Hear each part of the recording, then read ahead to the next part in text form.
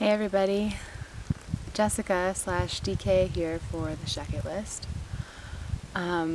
If you watched the video just before this one, you know that I twisted my ankle twice yesterday in the exact same way both times, coming down a 4-mile stretch of downhill covered in rocks and leaf litter. And it was very, very painful. The first one, it hurt, but I shook it off, I waited a little while, it got better, I started walking again, and it was fine, and then the second time, my ankle made noises, and I knew that I had done something bad. And so the second time, I didn't get up and shake it off. I sat in the middle of the trail, and I cried because I was hurt and alone. And within 90 seconds, maybe 2 minutes, these two guys that were hiking behind me stopped and compassionately listened to the story, and then these 3 other people showed up who I had actually hitched a ride with them to the trail from Franklin, so I knew them. And the first one gave me an 800 milligram tab of ibuprofen. The second one supplied an ace bandage, and the third one actually wrapped my foot with the ace bandage, and just really gave incredibly. And then when they were all done, when I had calmed down, I felt really silly and kind of embarrassed, and so I told them that I would prefer to hike alone. And I sent them on their way. And so they left, and then I immediately regretted it, and I recorded that video because I didn't know what else to do. And then after I ended that video, I sat on a log and thought, and I calmed down, and I was just thinking, and this other guy came down, and I told him what happened, and he took my tent and my food bag and my pots into his bag so that my bag would be lighter, and then he kept walking. And then I was coming down very slowly down this is one of the hills over here. It doesn't look that big, but around the corner there's my tent. This was Tent City last night. Here's the campfire that we were all at. This was Tent City, and now it's just my lonely little tent because everybody left. So I got to the campsite, or no, I was on my way to the campsite, going very slowly. And the girl who had wrapped my ankle just appeared on the trail. She had dropped her bag at the campsite and then turned around and run 1.5 miles up to me so that she could carry my pack for me. And I was so grateful. And then when we got to the campsite, there was maybe 10 or 12 people here, and all of them helped me in some way. This German guy, Stefan, he gave me not 1 but 2 candy bars, one after the other. People filled my water for me.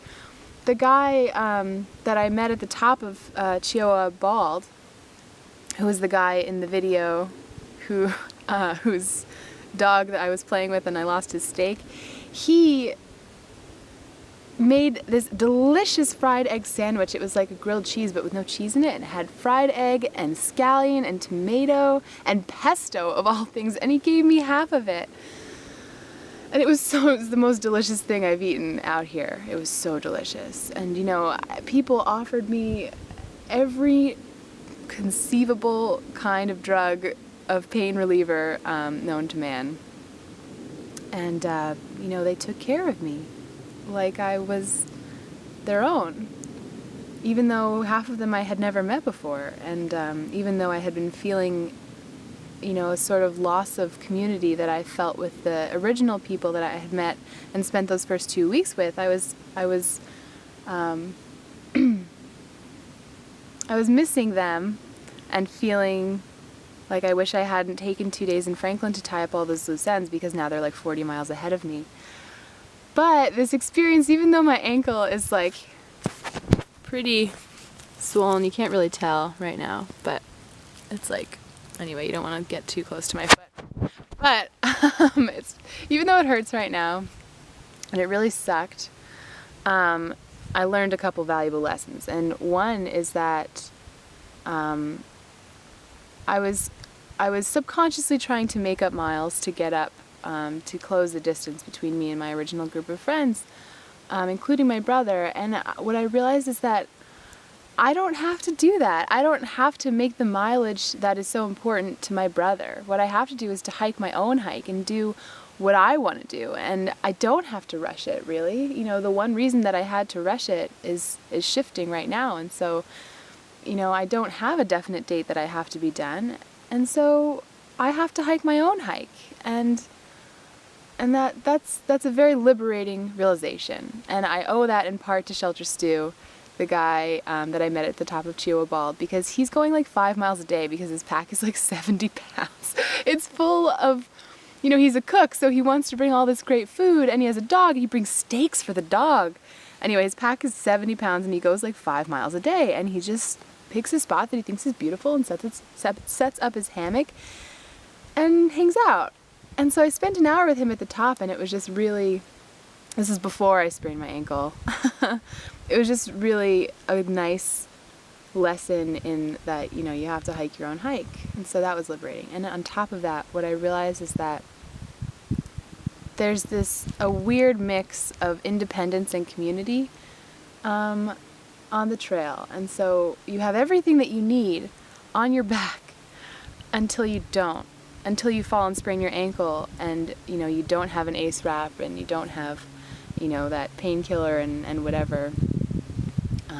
And then you need other people. And what I realized is that I'm really good at asking for what I want, and, you know, in some ways getting what I want, but I have a lot of trouble asking for the things that I need, especially when what I need is support from other people. So that's another lesson that I learned because of this, and also that, you know, you feel this anxiety to keep up with the people that you meet right away. But everybody on the trail is connected to there's something similar about the spirit of the person that chooses to do something like this. And so there's, you know, the people behind you, the people in front of you, that you're gonna find people that get it. You know, everybody knows what the other person is going through. And so the point is that spraining my ankle really, really sucks, and I'm sitting here contemplating whether or not to leave this site, because it's not really a great site. Fontana's really close. I have 4 days of food. I could camp out in the woods, you know, for a couple days and just let my ankle heal, but even though it sucked, I learned some valuable things. So,